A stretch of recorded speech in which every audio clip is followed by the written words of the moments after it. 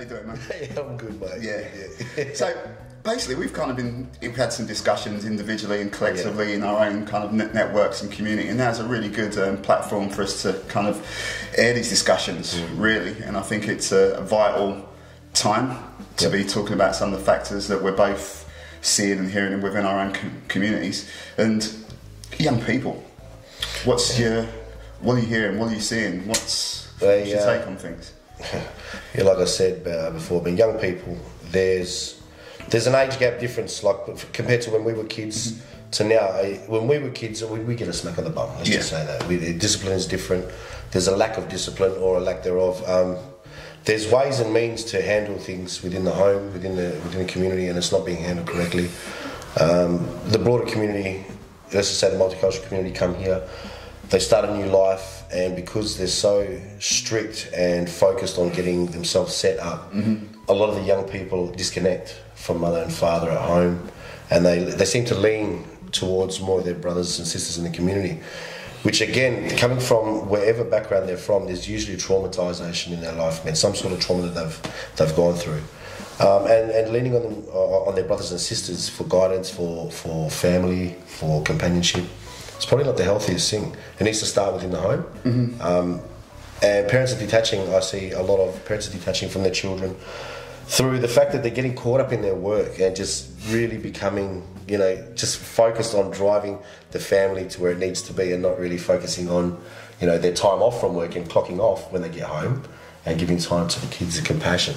Yeah. Same within schools. I mean, you get teachers over there to do their job, but then you get the occasional teacher that's actually really hungry for seeing growth in a child and noticing these things that they're missing at home and putting in extra to them. But there needs to be more of that throughout the broader community and throughout the whole of the school curriculum. Yeah, and a couple of points there really resonated.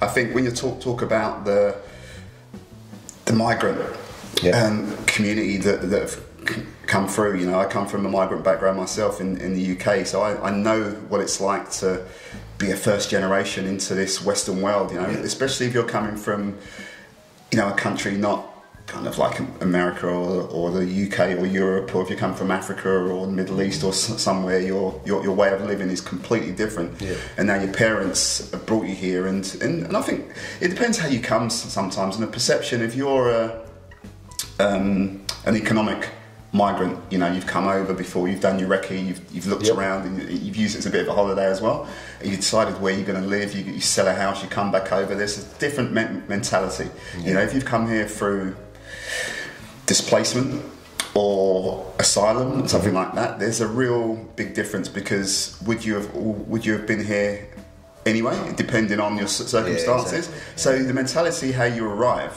I think dictates a lot of the time the impact it has on your kids. And as you said, it's about the time the parents have, because sometimes there's a language barrier, there's big families, there's no real structural support around, so the kids are really left to their own devices. And because the parents aren't parenting from this Western society, they're parenting from the old ways. And if your kids are going through the schooling system, and as you mentioned as well about the staff in schools and teachers, I work in education, so I kind of see that manifestation, that sometimes we've got a young cohort of staff that have gone to a school that may be in a suburb that hasn't got too much diversity. Yes. And they've done ATAR and done well. They've then gone to university for 4 or 5 years, and they're back in a high school in a marginalised area, teaching a diverse bunch of kids.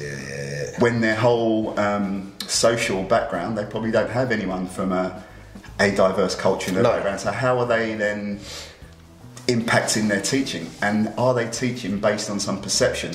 Because as soon as, say, an Indigenous kid does something wrong, is it then right? Yeah, typical.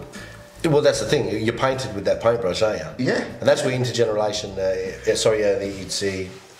it's intergenerational trauma that comes down from the parents. So, like you said, you migrate over with your parents. They've got stuff that they've been going through, whether it's a war-torn country, whether it's lack of work in the country, poverty. There's something that's growing through them that feeds through to the children, which, when they're coming over to like a Western country like this, teachers aren't aware of. They need an upskilling. Yeah. They need to be upskilled.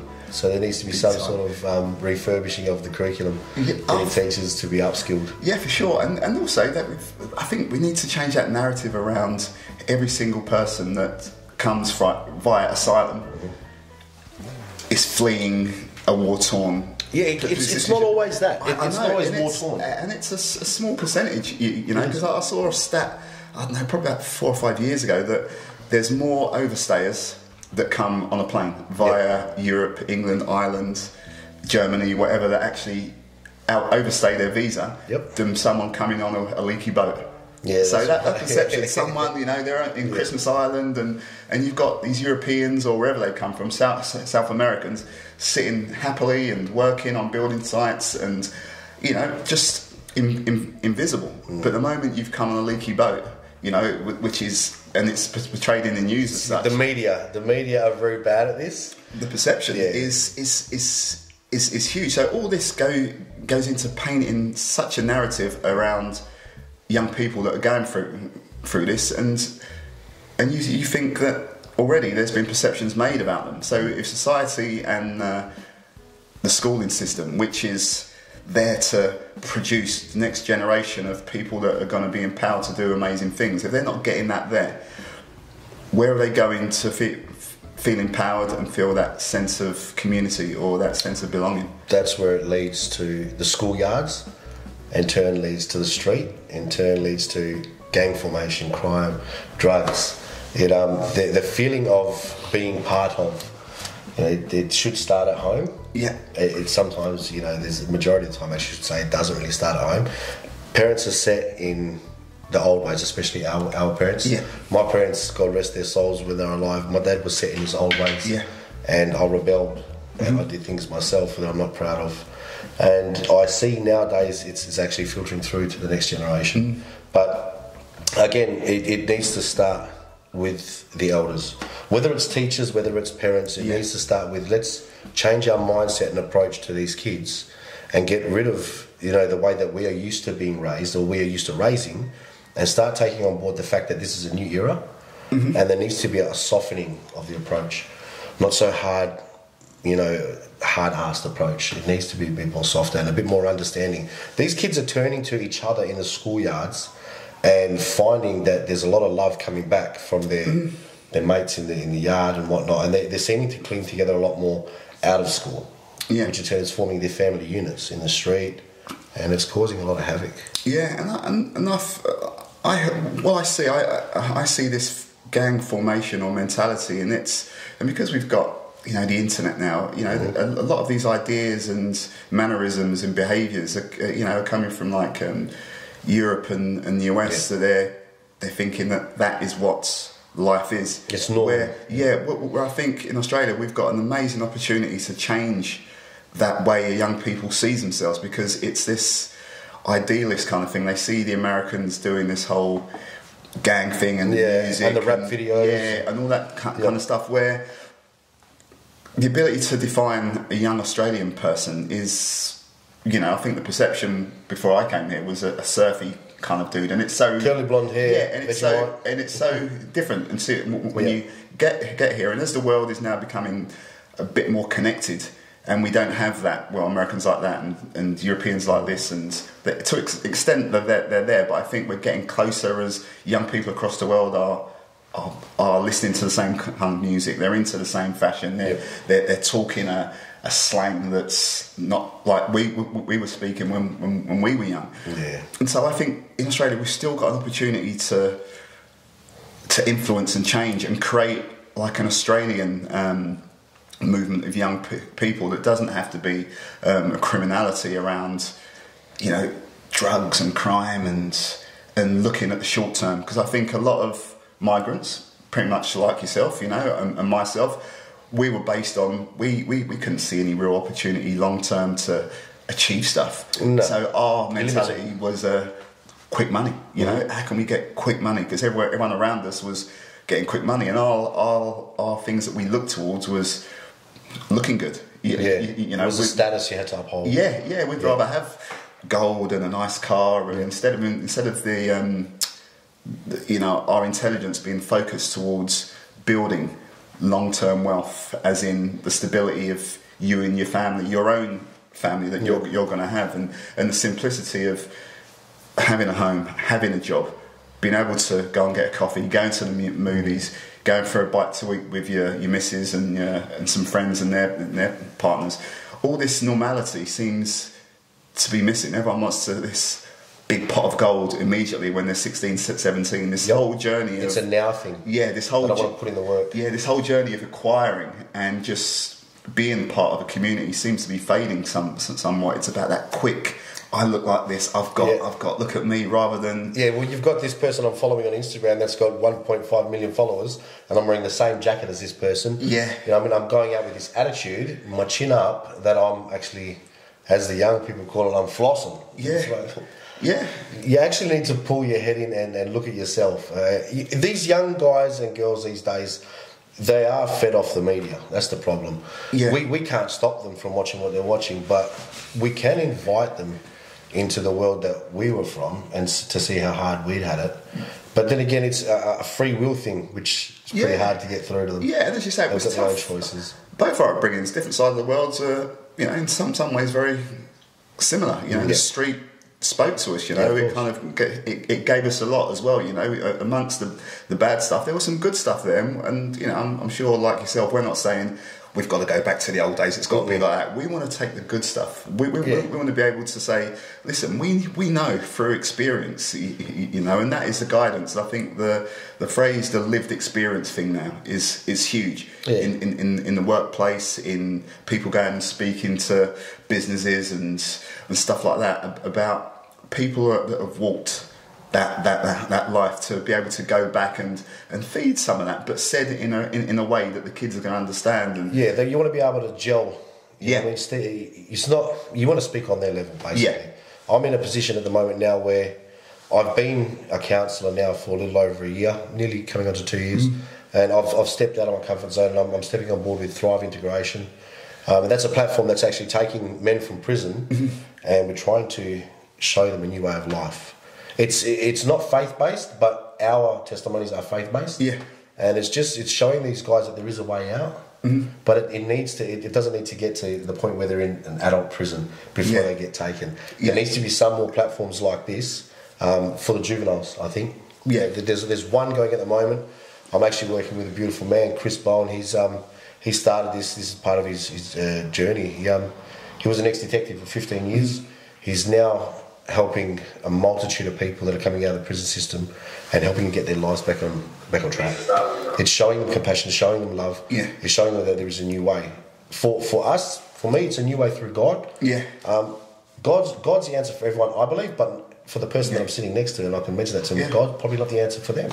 Yeah. I mean, they need to find their cause. And this is the thing as well, Riz, isn't it? That when you speak about God and faith, and some people will look at that and think, that's all a bit weird and it's all up in there. But it's about something, isn't it? It's about having that thing to hold on to. I've got an older brother in the UK that went through some serious mental health issues in the last 15 years.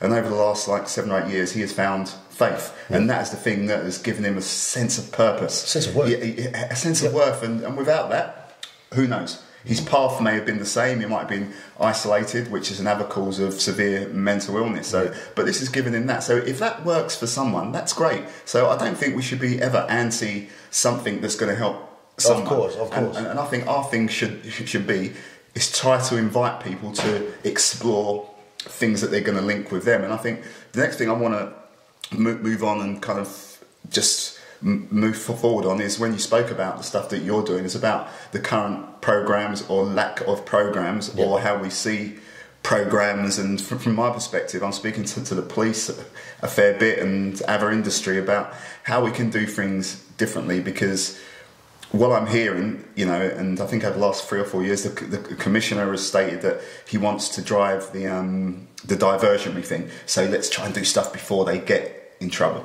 Yeah. And what prevention's way better than cure. Yeah. And from my perspective, what I'm seeing still is this let's use the sport thing. And sport is great, right? So we kind of get funding, not we, but the agencies out there, they're getting funding, and it's like, okay, soccer or basketball. Yeah. That's the program we're going to use. Okay, they launch up somewhere and they put it on. They've got funding for 6 months. You get a sausage sizzle and you get a drink at the end of it. Great. So you get the kids off the street, right? 6 months. But when the circus packs up and leaves town, where are the outcomes? So where are the outcomes based on 6 months? And they 6 months worth of build up in a new structure has just broken the foundation. Yeah. When it's gone. The problem is the lack of funding for such things. In the education department, I mentioned to you before, the education department needs a bit of a refurbish when it comes to this. We've got all these programs in the prison system. When I went to prison, there was a lot of programs that helped me identify and understand a bit more about myself, such as pathways programs, violence offenders treatment programs, cognitive therapy, cognitive behavioural therapy, CBT. Programs like this, I think, need to be introduced into the school curriculum, I think, prior high school. Give these kids an understanding of learning. You've got teachers with these signs that put them up, say no to drugs, yada yada, the old school things.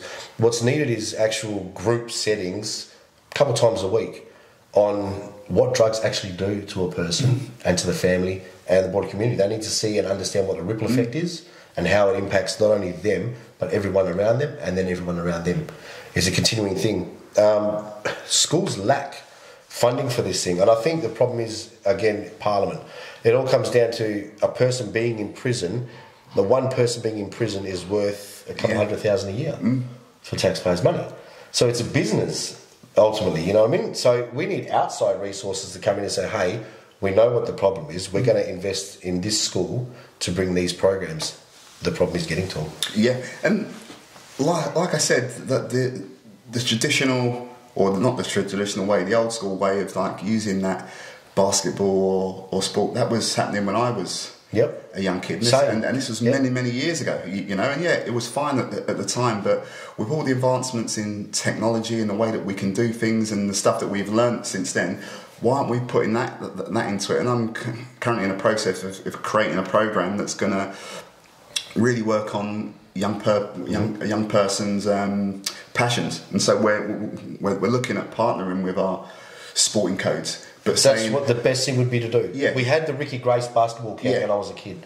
I went to the Ricky Grace basketball camp here. It was great. Yeah, took a lot of Indigenous background brothers and sisters and put them in a great setting where we can work together as a unit. Yeah, it was awesome. That's what I think really needs to be done. Organising things through the sporting codes, football, basketball, soccer, hockey, getting out there and speaking to the presidents of some clubs, Eagles, you know, Dockers, getting involved. Yeah. You know, they're the ones that we need. Yeah, and my thing is that, okay, we're looking at, if someone is passionate about sport, footy or basketball or whatever, it's 1.1% are going to make it. Yeah. So my thing is let's park the sport. Yeah. How do we then get a professional team across to Melbourne and back, to Sydney and back? Let's get the young people looking at the infrastructure of that. You know, the logistics. How much does it cost to get over there? Building a program where they're actually doing the research for themselves. How do they get an event? How do they kind of go towards each match day? I've been to the basketball a few times recently, and just looking there, looking around. How are you getting like 10,000 people there at a game? How do you sell those memberships? What's the marketing angle? You know, so why can't we get the kids behind the scenes into the actual office space and saying that, and have a tour? And so we can get a kid that's interested in communications, that's interested in marketing or physiotherapy or coaching or something like that, but make it tangible and have some outcomes. And building a program where they're doing a bit of research. RAC Arena, for instance, one day they'll have a netball game. Yeah. The next day they'll have the basketball. Then they may have a concert. What happens behind the scenes? Who is bumping in, bumping out? So there's jobs there that our kids can be thinking that, wow, that could be interesting. I'd love to be in that environment where I'm going to see bands every other week. So we only see the game. Yeah, exactly. And the arena. So there's nothing in between. There's jobs behind the scenes. You know, the whole stadium, the food. You know, how much they have to order in. Who's behind that? So these jobs are pretty much locked down for people that are in there, and those jobs are probably being passed from. Oh, my dad works there. What about the broader community? Are they representative of our community? The diversity of what's, you know, apart from being the ushers, which are front of house, but what about the guys behind the scenes that have locked down those jobs and that are going to be there forever? Yeah. Why can't we get our young people from our communities walking through and saying, wow, I never knew that job existed. I'm going to go back and do a cert 2, a cert 3. But we want to link into their passions, I think. I think the only way you get through to getting this into the community is approaching, like you said, the codes. You'd approach club officials, CEOs, managers, whatnot, with a proposition. That's it's a dot-pointed proposition. We've got something that, like you said, is tangible. Let's have a look at doing this, and them introducing that into their club. You know what I mean? As a part of a youth step-up program. You know what I mean? Something like we can take this, young Johnny over here and young Ibrahim over here, and we can put them together in the office, and they can learn the skills of logistically setting up, the week's worth of matches in this arena. Yeah. I guarantee you there'd be a passion for it, because once these kids are hands-on.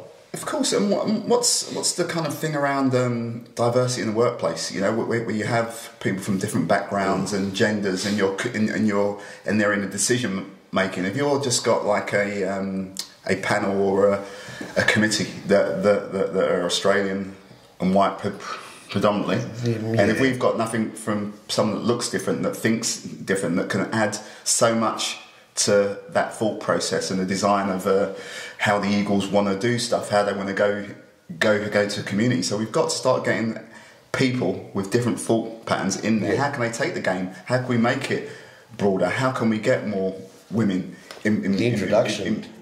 So it's about, and it's got such a following, our sporting codes. We could use that as the platform, but again, it's about developing pathways, and collaboration, and the police are searching for diversion and police are searching and programs. Schools are, but again, then you get a lot of police get a lot of funding for their upskilling. Yeah. For, let's just say, they get a lot of funding for a new unit of breath testing buses, or they get up funding for new chase cars or whatnot. Yeah. The funding that they're getting for this stuff here, they get funding for constable care. Constable care has died off. Yeah. Now, whatever happened to the constable care program? Yeah. The police themselves are the ones that are chasing some of these youths and wanting to lock them away and take them out of their parents' care, when really they could help as well. They could really put a good bit of a dent in the community if they wanted to, with some of the funding that they're getting, because they get a lot of taxpayers' money. Yeah. Why not introduce that into some programs monitored by police? Yeah. Run by police, because the police now are starting, especially the Western Australian Police Force, is starting to get a lot more multicultural, which is what's needed. You don't just send out. You don't just send out 2 white police officers to a situation where you've got brothers like myself, Middle Eastern brothers, that are going to clash with you. You need someone that knows the language, that knows the background, and that could, possibly stem things from getting worse than they already were. And that's the thing. We need to upskill the police force, which is what they're doing. But they themselves, with the funding they get, it'd be great to see them put back into the community. Yeah. I mean, they're the ones that are, looking for answers. For an answer. And it's about as I said before, about the collaboration and also let's. The frustration is there always around how we get reactive to everything that happens. There's an incident and we're talking about the meth epidemic. Okay, let's throw loads of money at that. Instead of thinking, okay, we can see a rise in this. Why aren't we trying to think about how can we be proactive in a space, even though it's not hit the figures yet?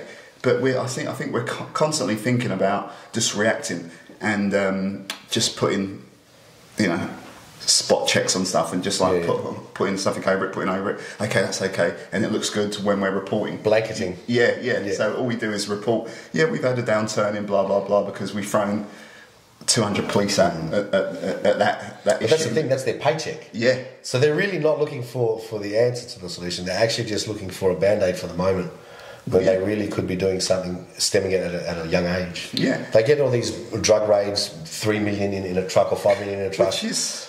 That money they get that's being used for drug running, that money itself could create a whole new program.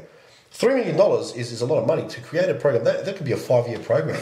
And if it's beneficial for the public, you see crime rates drop. You see in certain areas how they do the water testing to see how much drugs is in there. You see that lower, then that's where the invitation for other communities and other officials can step involved and actually start funding. Yeah, but to get to that stage, there's all these steps beforehand that what we're speaking about kind of getting into those young people in the schools, into the communities, and having these discussions in a way that they're going to understand. Yeah. Because if we're going in there and we're speaking to people that sound like us and look like us, if we're speaking street, if we're talking about terminologies, if we're talking about lived experience of what you've been through and what I've experienced, and we're doing it in a way that's young people are thinking, because we've all been there when we've been to workshops, or we've had speakers either coming to prison, or you've been to workshops for work or whatever, and some of them are really insightful, really powerful, but then what?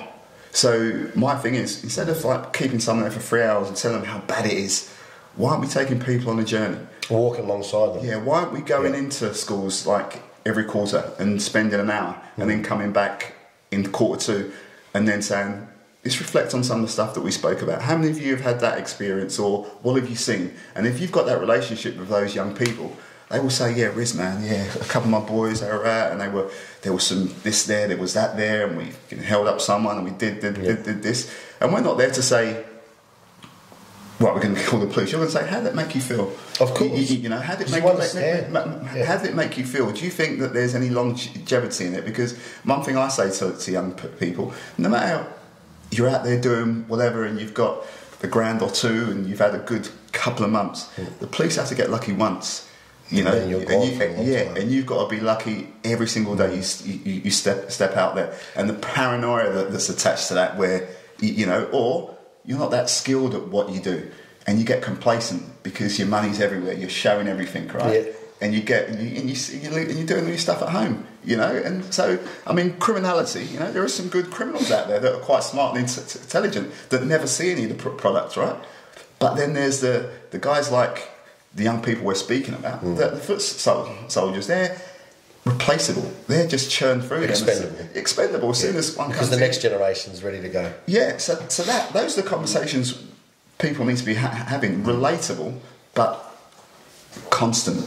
Yeah, not just we'll do this for 3 months of the year and hope the rest of the year pans out well and they take our advice. No. It's a hope factor. It's a wish factor. Yeah. It needs to be an active talk throughout the years, for many years. It just doesn't start and then stop with a group that's set in one school for 3 months. Then when they leave this year 8, they go to year 9. They no longer have that in year 9 or year 10. It needs to be through every year. It needs to be a constant thing. Yeah. We need to, and it needs to be the truth. You know, and that's the way we tell it. And as I said, it's that lived experience, and we're telling them as it is. You've been inside. You know, you're not going to say, "Well, I think it's like this." So I can't speak to a young person around. I know what it's like inside, but the community I grew in, I know 80% of the guys I grew up were either dead inside or dependent on drugs or whatever. And I know the narrative around that lifestyle and the choices that if you don't make them, what kind of life you can have. Especially coming from a disadvantaged background, but they need to be hearing this stuff. Yeah, there's red tape restricting people like us. Yeah, you know, if with our backgrounds going and talking to certain groups. I mean, fair enough, we can get out working with children's card. It's not a problem. Yeah, but the red tape that stops us is way up higher. Yeah, you know, we can talk to teachers, say, hey, look, we'd like to come in once a week and sit with these kids for an hour and give them a talk, or twice a week, and we can do that. The teachers say, yeah, that's fine, but we've got to run it through the head of the department. Yeah. Then the head of the department's got to run through their head of shire or whatever it is. I don't know how it goes. But they've got to speak to their parliamentary member, their Labour MP or whatever it is. And they've got to go through that. And then it's got to go further up. And it usually gets a knockback from up top. Yeah. To come back down and say, yeah, well, it's something that we can't fund. And I'm willing to go and off my back. I don't need money.